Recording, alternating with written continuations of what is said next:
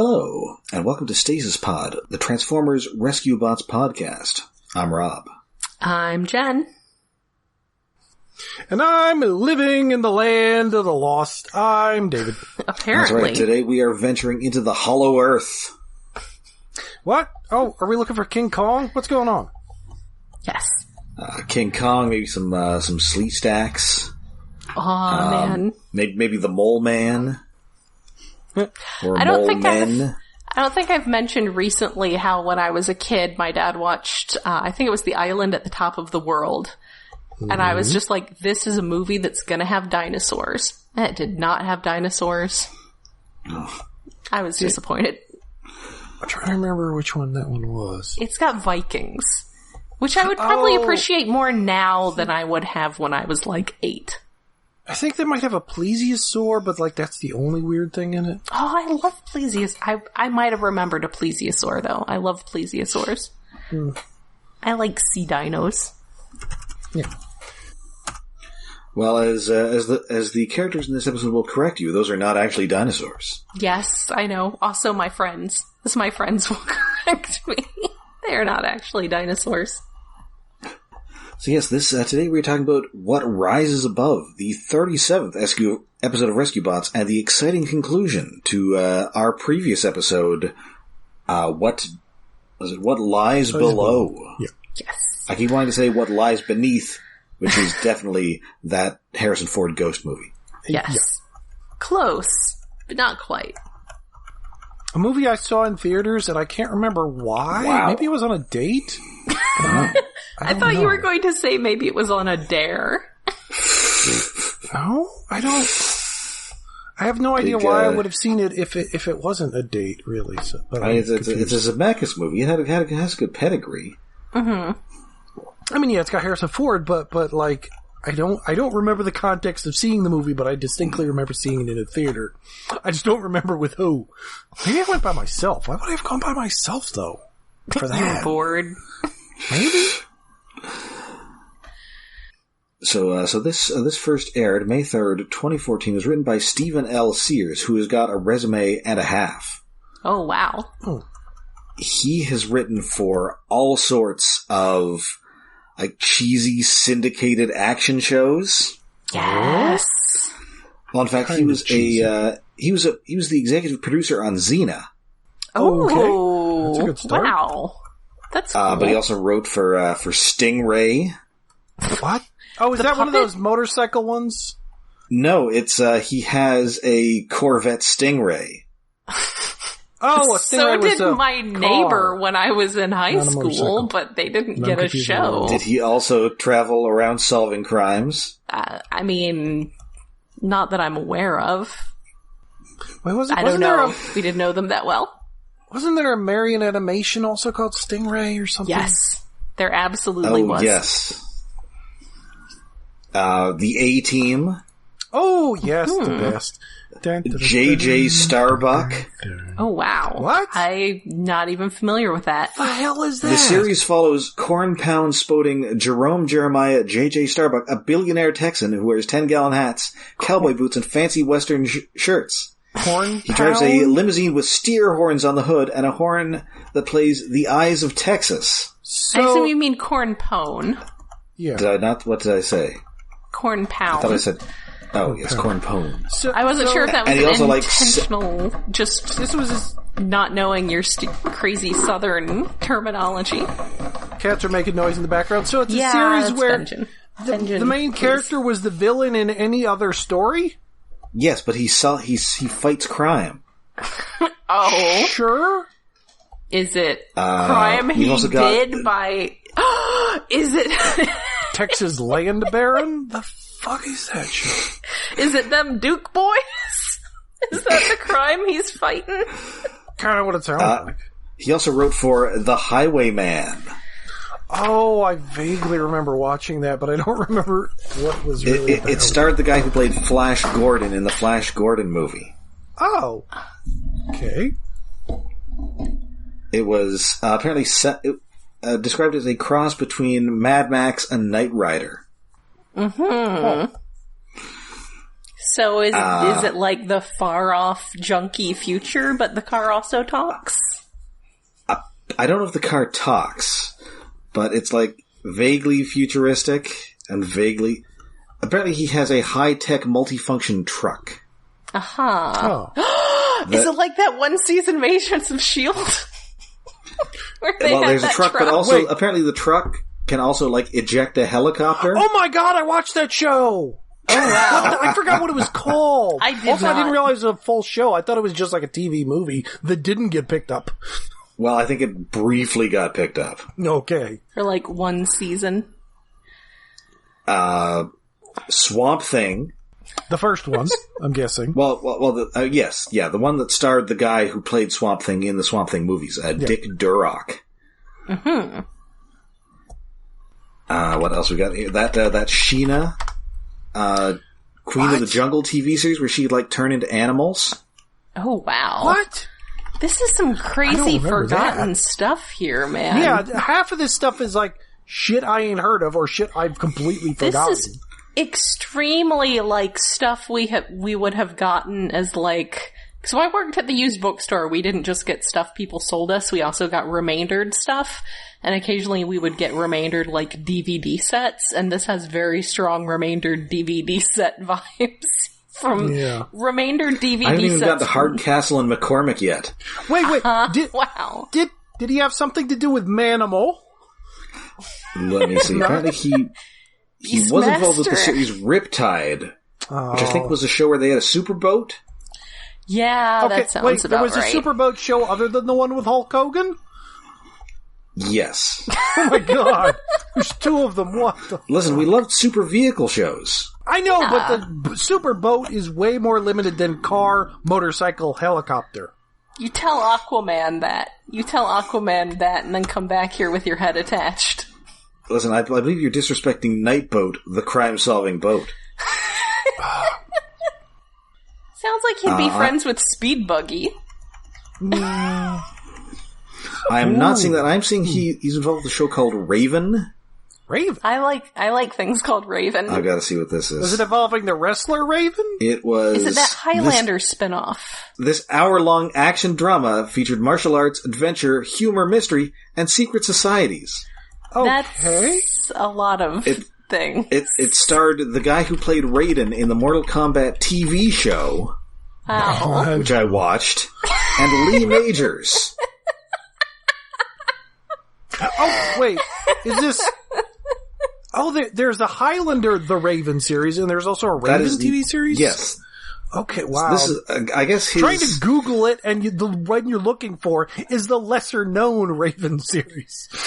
This, apparently he's like a U.S. Special Forces guy who also became a ninja, and then he's on a lifelong journey in search of his son, with the aid of his old military buddy, a drunken private investigator played by Lee Majors. I don't believe any of this exists after, like, Stingray. I think that's probably the last one you mentioned that I believe exists. The crazy thing is this guy also just randomly wrote a Rescue Bots episode. Yeah. It's like he's had a long career, and half of this stuff is just like, feels like syndication filler series, and like this Raven, like, even seeing the Wikipedia page, the image on there makes me doubt even more that it ever existed.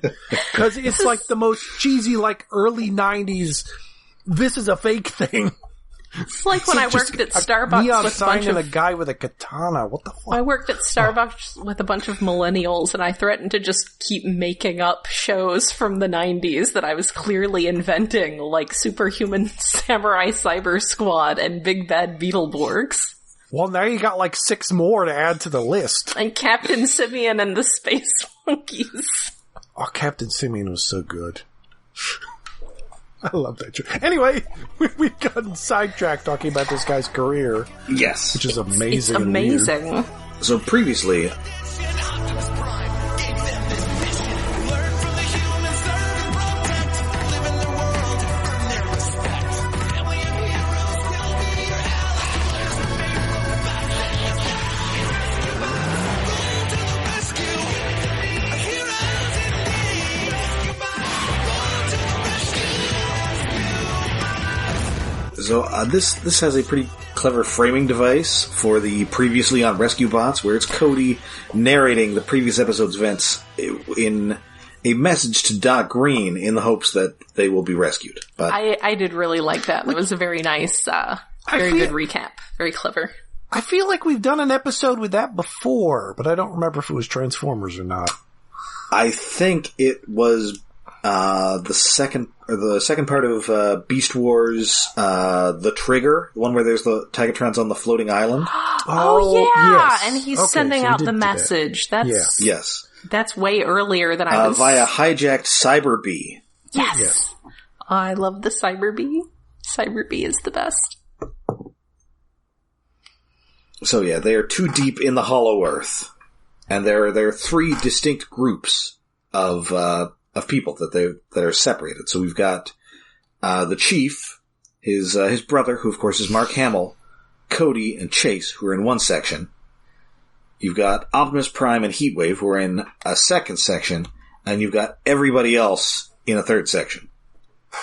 I kind of feel like Mark Hamill is probably the biggest actor this guy has ever written for. I don't know. What about the guy from, what about Lucy Lawless? Yeah, well, yeah. I guess at this point... Yeah, no, it's clearly Mark Hamill. Although, I'm not ruling out Mark Hamill being on one of these shows. Yeah, he contributed to so many shows, he probably wrote somebody bigger than Mark Hamill at some point, as a guest star. I guess Carl Urban. He was on a surprising amount of Xena. Yeah, It's true. Oh, that's the thing, like, seeing Carl Urban was back there. I really, it was like a couple of weeks ago, I realized, wait, Carl Urban was there? It's like, oh yeah, Carl Urban was there. He's different in every decade. It's weird. He is. Anyway, Woodrow is very excited about this whole situation of being trapped underground forever. Yes. Well, he's prepared. It's probably happened before. And the Chief is not so thrilled with the situation, and also not so thrilled with how excited he is. And meanwhile, Chase just really wants them to pay attention to him because there's lava. Yes, he dug too deep and found lava. Well, that's the thing. They're not that, straight down. That's the thing. They're not too deep. It's once again Griffin Rock's famous artificial volcano, Mount Magma. I forgot what it's called. I mean, I of course, forgot, in this but episode reminded me, but until this point I had absolutely forgotten that they built a volcano. I forgot the part where it was still active. Yes. Why did we do this? Why did we keep it? Why didn't we turn it off if it's a fake volcano? How do we turn off magma? Why didn't we build an off switch? Well, as it turns out, it does have a bunch of buttons inside it. So put a pin in that. Yes.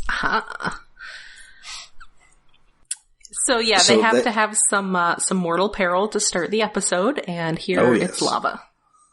Which is definitely high on the mortal peril scale. Yes. Oh, and Chase has to do some sick driving. At one point, driving over a chasm, turning into his robot mode, selling a toy with a grappling hook, swinging across, and transforming back into vehicle mode, all with passengers inside. Yes. I do always have to make a note. There's the toy cell. Yep. But yes, in the course of that, there's a very cute little discussion about the cat's pajamas. Yes, because Chase was unaware that Mr. Pettypaws required sleeping attire. Yes, because Woodrow described something as the cat's pajamas, and Chase was, of course, confused. Look, Mr. Pettypaw likes to be cozy. He's got a little nightcap, a little dressing gown, like a little Victorian gentleman. Got like a little cat, Ebenezer Scrooge. Yes. Yes. Anyway, so we now cut to Heatwave and Prime, who are in this gigantic chasm. And, they're sort of talking, and Prime is all, Heatwave, you're doing very well here. How would you feel if I invited you to join our team in the more adult show with violence and bad guys? And he's, no, that would be great for my team. No, just you. You're leaving those losers behind. And, he refuses because, I'm part of the team. I can't let him down. And Prime is all good. That was the test. You can't just do a test. It was a trick question. That's right. That was a trick question. He doesn't say it like that, but he should. No, I had hoped that was the answer you would give, because we are kind of in full Cullen speech mode here. Yeah. Yes. Well, he's not going into speech mode, but he's very near that. Yes. Thankfully, he lets other people talk in this episode. And actually, he kind of does have a pretty decent gag coming up here, because they climb up, they actually hit a button that opens up the hatch on this volcano. Yes. Yes. Which, I guess in case you want to convert it into, a you only live twice style volcano base. I mean, you need to have that option. It just reminds us, why? Why is this here in the first place? Well, that's Heatwave's that's Optimus Prime's question. Yes, why evil layer? Where he's, the humans made it, don't ask me why. I believe it was the same logic that led to the pogo stick. oh yeah, I forgot about that part. Which brings the question, which human brought a pogo stick to the base, and why was it Miko? Yes. I was gonna say it was Miko. Definitely Miko. She probably wanted to see if someone would put rockets on it for her, and was sadly disappointed because no one was gonna put rockets on her pogo stick. So now we cut to our third group. It is at the point now where Cade is beginning to despair as to them ever getting out. And, Blade's obviously, not freaking out as much as he is because they're in a very pretty cave full of magical glowing rocks, which he's very excited about until Danny points out that it's actually just fungus. Well, after he starts touching the rocks. Oh yeah, he's coated pretty. in fungus now. Yeah. It is very pretty, but it is also fungus. It's definitely fungus. And, Boulder is keeping a very level head throughout this whole thing because Boulder is just a good guy. He is. Everything is interesting, and he's not going to freak out about it because it's all just a very interesting experience. Yes, this is just another problem to solve for him. It's fun. Yes. So finally, his Boulder's sonar does detect a tunnel here, and luckily, Graham brought explosives. Of course he did. Well, he is an engineer. He's an engineer. Never leave home without him. Well, that's the thing. With engineers, if you give them enough time, they will make explosives out of something. Give them a coffee machine, they will make an explosive. He was definitely half an hour away from making explosives out of this fungus. Well, yeah. He can find something to react to it properly. So they blast a hole into this larger chamber, and they find out that it is indeed a veritable lost world. When they do make the explosion, though, he plants an explosive in Boulder's shovel, pushes that against the wall, it explodes, and Boulder's like, that tickles. Yes. Isn't that his feet? Yes. Yes, So that's why it tickles. He's got ticklish feet. But you need an explosive. Yes. Anyway, we go into this lost world, and there's salt water, trees, a mayhar. A what now? A pterodactyl intelligence thing. Well, have you Edgar Rice Burroughs' Pellucidar, the underworld stuff? Oh, yes, that's right. Yes. The pterodactyl monster psychic things were called the mayhar. Well, I think they were albino. I can't remember. Oh. I only ever read one of the books, and it was years ago. They're very cute. Also, this whole area is very pretty. I mean, I'm not saying pterodactyls in general are cute, but this one is... No, this one's very toyetic. Yes. It's round. Not super round, but definitely rounder than they are in real life. It's making a bunch of really weird noises. Yeah, it does make some odd noises. Somebody is just making these weird noises. I wonder who they got to do it. I kind of hope they asked Mark Hamill to make noises. But it's just weird, not quite Frank Welker making animal noises. No, this is definitely... Because it's not Frank Welker, it's somebody else just... This is sub-Welkerian. Yeah. Yeah. Maybe it's Steve Bloom again. Probably, but... Yeah. I like to think, though, that they offer their guest stars that sort of thing just for fun. Just like, you want to do the monkey this time? Or, of course, don't forget Peter Cullen is a guest star, too, and does have weird monster experience.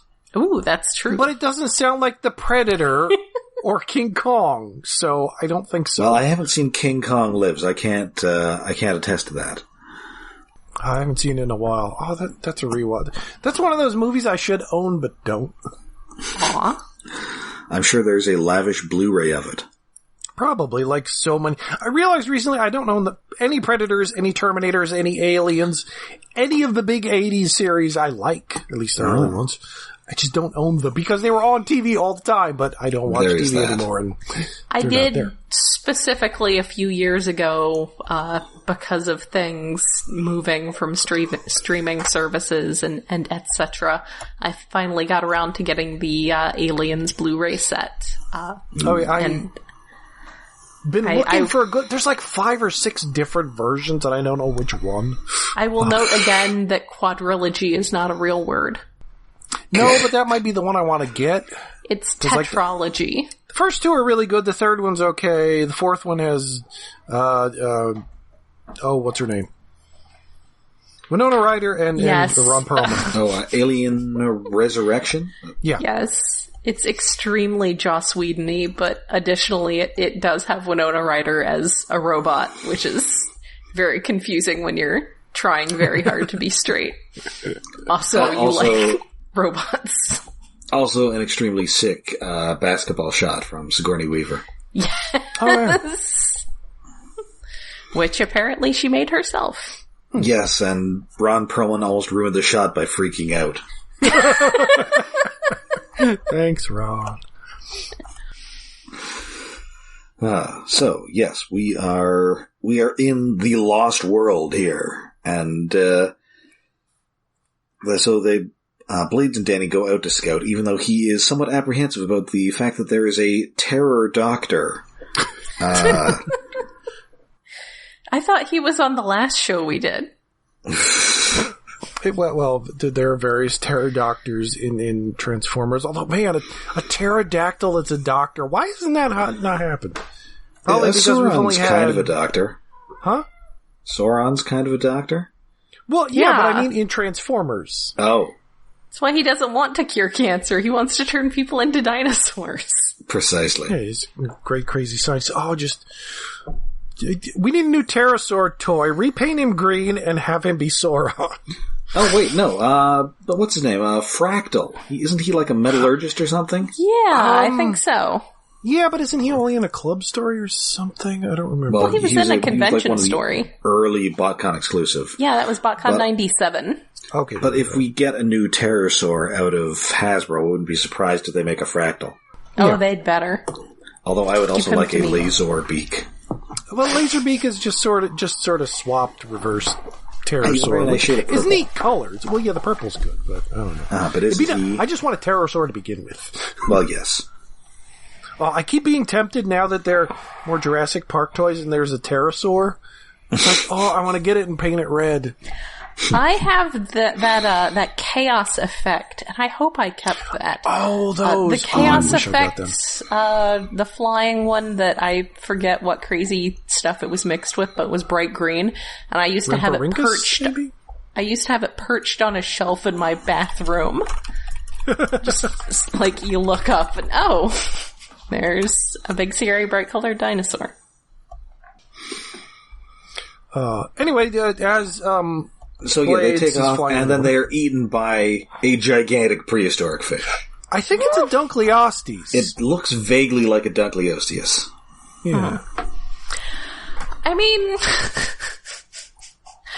one has to assume that after this amount of time, there has to be some sort of generational changes that have occurred, and also pterosaur's rounder and...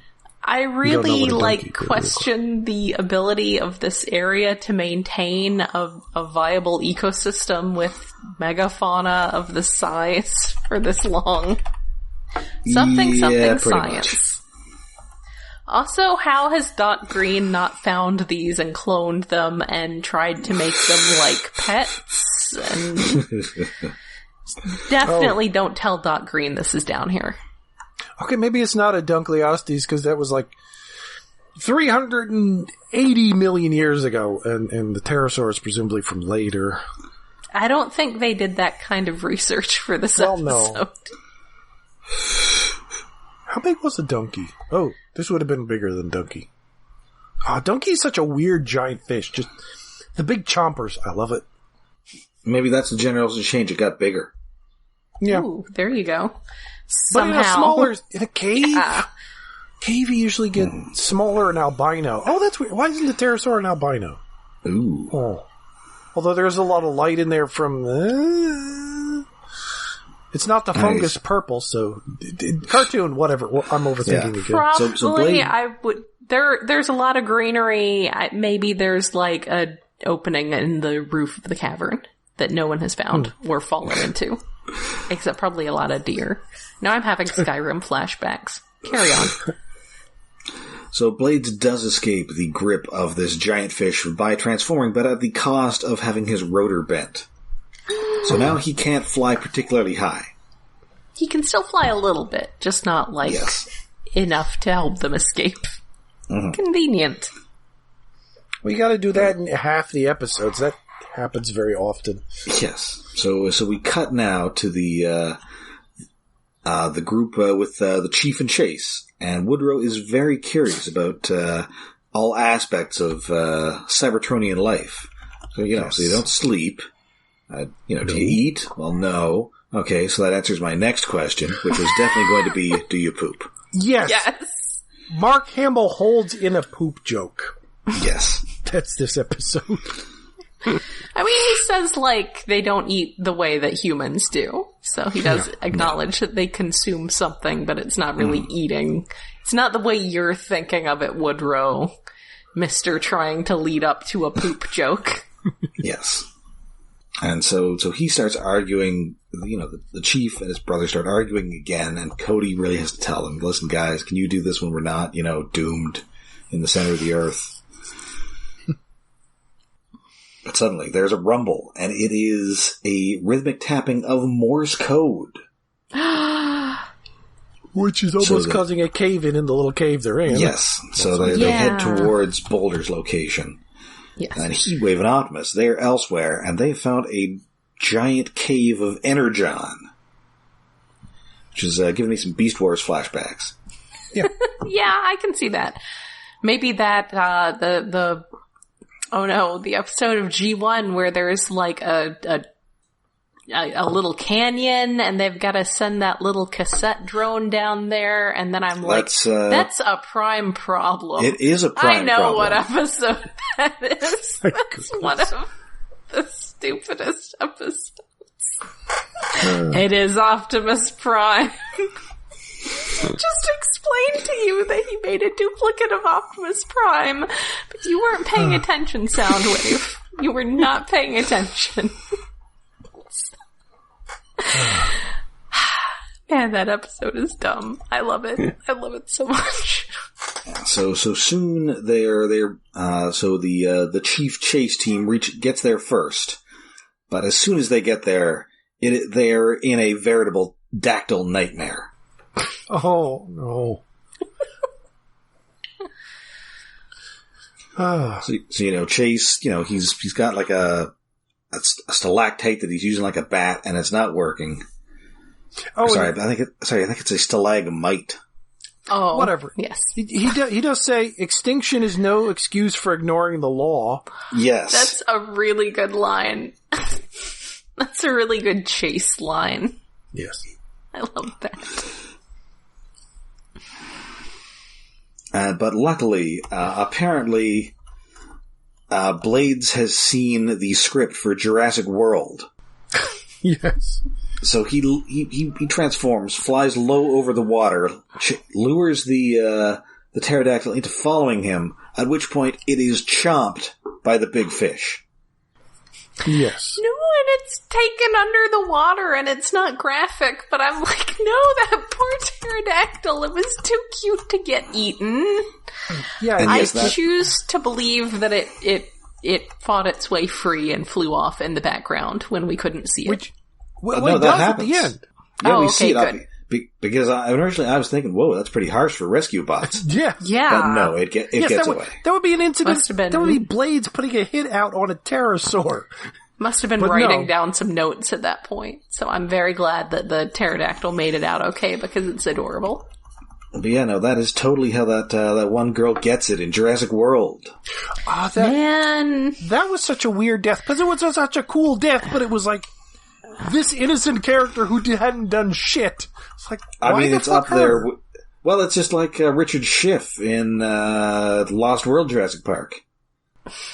You know, he's trying to save everybody, and then he gets wishboned by a couple of tyrannosaurs. It was needlessly mean. Yes. Is what it is. It didn't need to be that mean. Anyway, so that threat is neutralized, and then Optimus and Heatwave get there as well.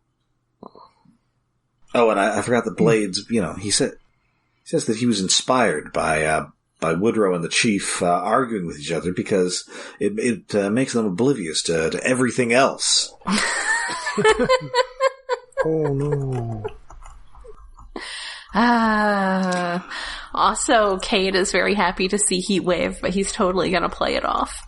Yes, because Heatwave and Optimus are also there, and they've also retrieved Prime's trailer because we are not done selling it yet.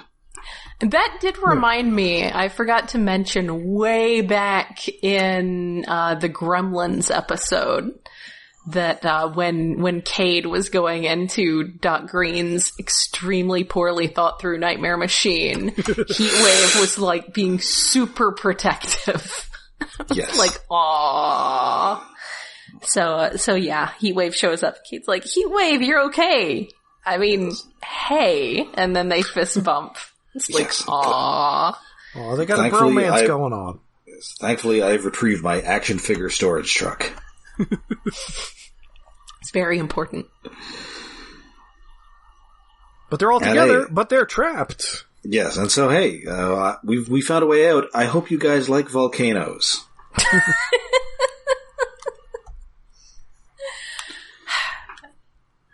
And How so did they I get forget there. that they just had built a man-made volcano for no good reason?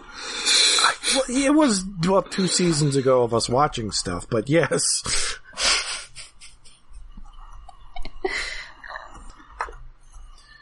Yeah, so they get there, and because Blades can't really fly so well, it is going to be a several-day climb to the top, during which they will have nothing to subsist on but grubs and puddle water. Delicious. Yeah. Woodrow is prepared to eat the cave grubs, but they do get stuck in your teeth. It speaks from experience. It wasn't until basically the episode was over that I realized, wait, why don't they just try and call Doc Green now through the volcano hole? I mean, it's not like they're buried underground anymore. Maybe they don't have a cell phone down there. Well, they like have the hoverboard communicator thing. Yeah, they have the hoverboard. It's a communicator device. No, maybe it can't get up that high. Maybe it needs like a more... It's got to propel itself off the ground, and it can only go so high. Well, Chase has got a grappling hook winch. One of them could somehow... It seems weird after all they do through the rest of the episode. That's like they couldn't have found a way to send up something. A smoke signal. No, we have to blow things up. I know, it's awesome. But it is weird and complicated. Also, they're going to use the Energon to do this. Why isn't there any Energon loaded into the car carrier when they're doing this? They probably didn't have a chance yet. They figured they'd come back for it. But unfortunately, they will not be able to come back for it because the plan is, much like Woodrow's boyhood bottle rockets, they're going to make themselves a platform and then blow up all of that Energon, shooting them up out of the volcano. It's a lot of energon. I kind of feel like this should destroy the island, but I guess it is pretty far underground. Completely destroy the volcano. But I kind of didn't expect the end of the second JoJo series, Battle Tendencies, to happen in this episode, where they rocket a bit of volcano into the air. Although this time they're not trying to kill an unstoppable vampire demigod guy named Cars. That is... I was waiting for the name. No one's ever expecting anything to be JoJo. It's such a really good fight, though, because it's dumb luck they get shot, on a chunk of rock, on a volcano, and Cars ends up floating in orbit. A guy who at this point had gained immortality and can shapeshift into various animals, with bat wings and shit. So he won't die, but he's stuck in space. So he wish he will. All because of dumb luck of the main JoJo in that series, who's powered by dumb luck. And the fact that he can read what people say ahead of time because he's American and the manga's left to right, and he's reading right to left. No, the other way around. At least that's presumably the gag why he's always guessing what somebody's gonna say next. Is because he's English. Maybe it's because he's American, so he's reading the subtitles, but he reads fast enough that he's absolutely finished reading it by the time they finish saying it. Something like that. Or is he actually English? I mean, his dad was English. No, wait. His grandfather was English, his dad was born on a boat. Whenever I have an idea and I'm like, no, that idea is ridiculous, I go look at some JoJo stuff. Yeah, look at anime. It's great, crazy shit. Oh, I can't wait for the next season. It's finally happening. The one where the JoJo is a woman. Ooh, Jolene. It is actually Jolene, isn't it? Yeah, it's Jolene. Okay. Shouldn't it be Jolene? Probably. Well, that's why music references. That's the JoJo series. So yes. Anyway, back to this episode. Yeah, Cars is not just a badly... I assume Cars is not just a badly, Japan, breast force. They're using English words without knowing what they mean. I assume his name is usually written... It's K Cars. Oh. So there's only slight differences. I forget. I think they kept his name in the subtitles because there are lots of weird changes for the official English subtitles. You'll keep hearing all their names in Japanese, but they're not. Because I figured it was the name of the song, like the Gary Newman song. No, it's a reference to the band because the other guys in his group are named Whammoo, AC/DC, Santana. That's a person's name. Well, it's a musician, yeah, it's a band. Santana's the odd man out. Anyway, they're gonna blow up a volcano. Yes. Yes, and somehow this works. And they are not all immediately murdered. They are not all immediately blown to pieces. I assume that this level of explosion is just a Thursday occurrence in Griffin Rock. Oh, hey, there's a weird explosion happening over there. Well, is anyone in danger? No, it's fine. Well, let's ignore it. If you've ever lived near an army base that tests ordnance, it's normal. Ooh. Oh, there's an explosion. Okay. I have lived near Thursday? A quarry, so... Well, yeah, that's probably similar, but... No, I grew up with that as a kid. Which is why, now that I live in the middle of nowhere and I hear gunshots, it's a smaller explosion. I don't like it, but I'm used to it. But you're not going to freak out. No, not really.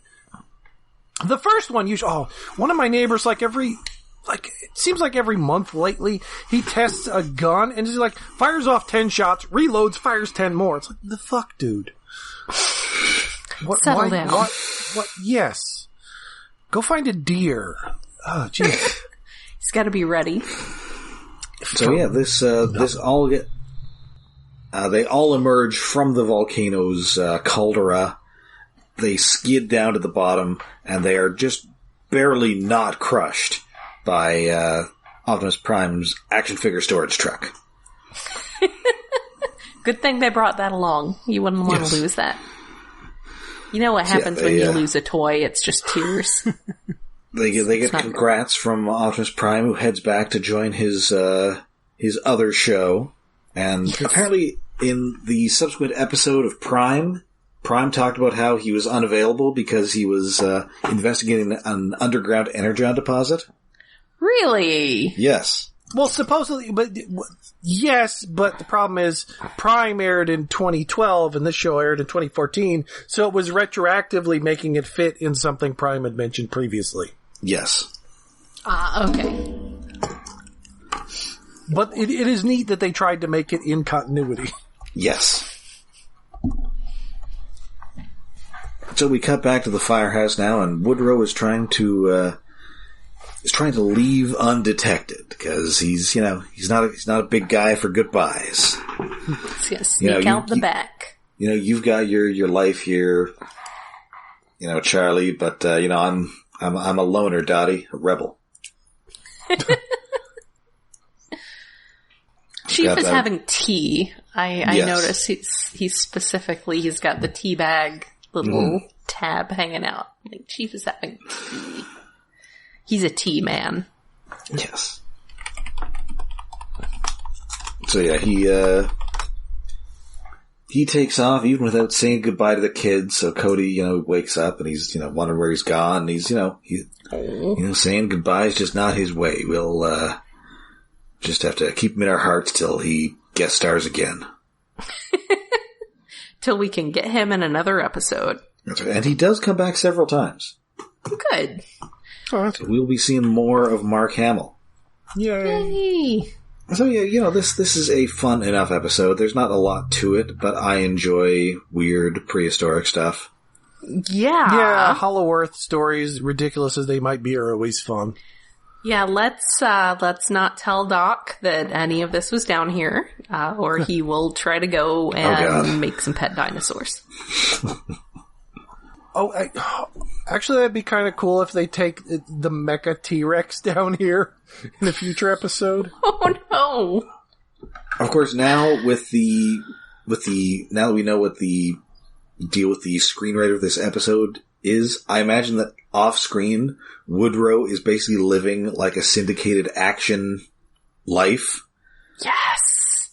Yes. Like he's going from place to place and he's, solving crimes and helping people with his explorer skills. Yes. And his talking car and his distressingly underclad sidekick friend lady. I mean, honestly, this is a show that you might have got Mark Hamill to do, like, in the late 80s. Yes. Yeah. Oh, and it could give him a car that has cow horns on it and is voiced by a wrestler. Let's go all the way. All the way. I mean, I feel with the Explorer, he'd have, like, one of those, like, sort of adventure jeeps. Yeah.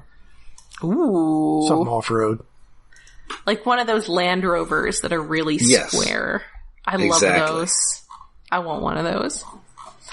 As a brief aside on this subject, so I've spoken previously about getting a Subaru Crosstrek.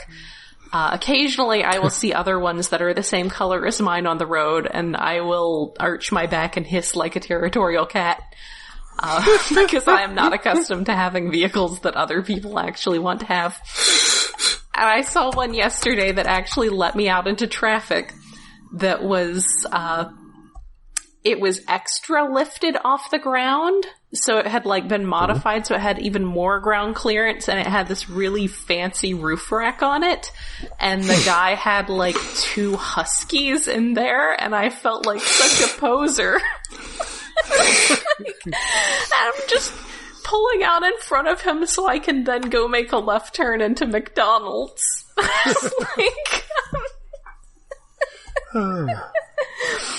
That guy's car would be the kind of car that Woodrow would have, except it would actually be a Land Rover. He would have one of those boxy Land Rovers with the ladder on the back of it. Oh, I love those. And it would have some sort of cool extra feature, like there would be a motorcycle that comes out of the back or something. Yes. Absolutely all of that. Alright, so I believe that now brings Crosstrek us... was the same color as mine, but it was like heavily modified to be super adventurous, and it made me so sad. Anyway, yes. So yeah, I believe that now brings us to David's Tokusatsu Corner. Oh, yes. This week on manga review of Himitsu Sentai Go Ranger by Shotaro Ishinomori. Oh, wait, no. This is just a manga I picked up yesterday at the bookstore because I saw it. It's like, oh my god, I need that. It's nice that manga is returning to bookstores after Tokyo Pop's destruction many years back. There was a period when there was. They tried to come back recently. Do not bring that up. They tried to come back and do shit, and everybody's like, no. I don't know if they've done shit, but anybody who ever worked with them is like, fuck no, we have to warn people again before it happens again. I saw somebody posting about some manga, and I clicked on it, and the cover had the big Tokyo Pop thing on it, and I was like, nope. Wait a minute. No. The only way you're going to get me to buy Tokyo Pop is to buy old, used things, and there are actually a couple series I did have that I would like to get the last few volumes of. Yeah, I ain't buying anything new from that shit because they didn't pay people. I was very happy to find out that the World of Warcraft stuff that Tokyo Pop did, the rights reverted back to Blizzard, and they have brought that back into print. Probably something. I think I want to like Volume 4 or something. Is that a Goblin Stories or something? Anyway, this is my 7th season they put out good shit. It probably means my original printing of the Death Knight manga is not worth as much as it previously was. Yeah, for a minute there. No, hopefully we'll get more weird manga like this because there's. I think every Sentai series gets a manga, but it's like a little cheap tie-in just for kids only and something. Anyway, do they do a lot of the what are they called with the pictures? Oh, yeah, they do those sometimes. I don't know. That might have just been for an old series. I don't know if they still do that. But they do a lot of art books and things and like stuff for the series. Oh, although we are getting one, I think. Pretty sure we're getting, there's a sequel manga series to Kamen Rider Doubled, I think is coming out over here. There was something involved with that was gonna be cool. Anyway, Gosei Sentai Die Ranger! This week, the Magnet Gauss! Which Gauss effect for magnets, yeah, it's simple. Monster of the Week is Magnet Priest. He's just... How do they work? Yeah, how do they work? He's, his human form is like this creepy looking priest with glasses and a little bowler hat, carrying around a Bible in one hand and a staff on the other that has an N and an S on it, and he smacks people with one end. Like, smacks two people, a happy couple with two ends, and then they're repelled away from each other, and hilarity ensues. And later, there's a lady with an N on her butt, and an S on a car, and the car is chasing her, and all kinds of stuff like that. Mm-hmm. It's a blue-focused episode because he's out jogging in the morning trying to hit on this girl, and that kind of doesn't work so well, but he invites her to go to the boxing gym. Oh no, she wants to learn boxing from him because he's a boxer or something. Whatever. There's the monster breaking them apart. Monster separating parents and children. They're flying up. Oh, it's lots of shots of people doing backflips off of trampolines out of camera. Those are the best. Yeah. And playing them in a reverse and stuff. It's good, basic fun. The stunt guys are having fun this episode. Mm-hmm. There's a car chase. Oh, the car chase, the Blue Ranger interrupts that, and he gets it to come after him because he has an N on him, and then leads it into that's one of those familiar warehouses. There's I don't remember it showing up in old Sentai before. I've seen it in a lot of recent ones, although maybe it's not the same warehouse, but it looks like it. Like a big empty inside of a warehouse that's covered in rust. Just looking at that place every time makes me feel like I need to get a tetanus shot. Mm-hmm. It's just this unsettling dump of a warehouse. And he leads the car in there and hits a pole and explodes because it's the shitty warehouse. We could do that in there. And then there's a fight that's probably right outside that warehouse in the Toei's back lot behind the sound stages. Which is another place I've seen a bunch of things. No, not the quarry. There's no quarry this episode. It's the other local things. It's like, presumably this is an episode they have to film without driving like more than 2 miles. Oh, like so their transportation budget was low. For this, well, they're probably saving up to go to the quarry and someplace else in a future episode. Okay. It's like, no, we need to go to this one spot, end the quarry. We can't afford it this episode. We'll film around the lot. Anyway, to beat the monster, the Rangers turn themselves into a railgun, kinda. Like, the blue gets behind everybody else and jumps and goes in between their arms and flies at the magnet monster, destroys him, and he makes himself big, and then they come out with the robot. The robot fight does last slightly longer than they have recently. Because the magnet priest throws a giant magnet at the Megazord before the Megazord just rips it in half and is like, no, we got chi power, that's stronger than the magnets. Shit, and then they pull out their sword and cut it in half. So there was a slight delay before the one sword strike this episode. That's the episode. It's a very basic, there's no weird peacock stuff, and I didn't have to quickly summarize the episode in 1 minute because I lost audio 2 episodes ago. Oops, that was weird. Oh, is it still recording right now? Yes. Phew. Welcome to the land of forever triple checking everything because one time you messed up. Well, no, usually I do. I don't know how I fucked it up that time. Although that was also the episode where I had to smash a centipede mid-episode.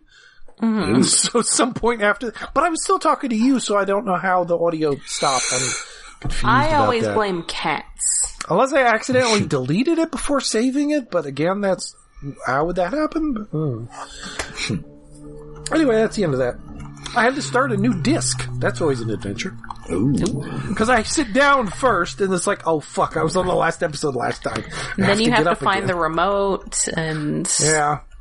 Well, the remote's next to me when I start recording an episode. Figure out where the box went. I sit comfy in a beanbag on the floor in front of my couch in front of the TV, watching episodes. I take notes. It's an extra adventure for me because my Blu-ray player's door is kind of janky, so I have to actually tell it to open and then put a screwdriver in there and help it along. No. I think there might actually be an eject button on my remote, but I don't use it. I just use the machine one. Yeah. Anywho. My cat is complaining. Aww. Oh, and my other cat is answering him. So that does it for this episode. We'll be back next week with something new and exciting. Yes. Or it might have been the week before new and oh no, it does make sense to do it after a 2-parter. Okay, yeah. Okay, Something new and exciting will occur. It's going to be exciting and also new, but not completely new. But familiar. Kinda. Yes, so, but until then, you can find us all over the internet. We are on Twitter, we're on Facebook, and we have a Patreon. Yes, we are hosted on iaconunderground.net, where we have a Patreon set up to help with hosting and other expenses, like the domain renewal coming up. That is at patreon.com/iaconunderground. For the month of June, much like we did with some of the previous Marvel shows, we are watching something that is sort of just a little adjacent to it. We are watching the Thor Tales of Asgard animated movie from a few years back. It is both really good and occasionally really terrible, and it was a lot of fun to get to talk about it. Mm-hmm. Very X-Men Evolution vibe to it. So... very cute. Very adorable. Just babies. They're just babies. Little baby Thor and Loki. Anyway, it was a lot of fun. So for just as little as $1 a month, you can listen to that and all of our previous Patreon specials. That's right. So until next time, I'm Rob. I'm Jen. And I'm David. Living in the land of the lost.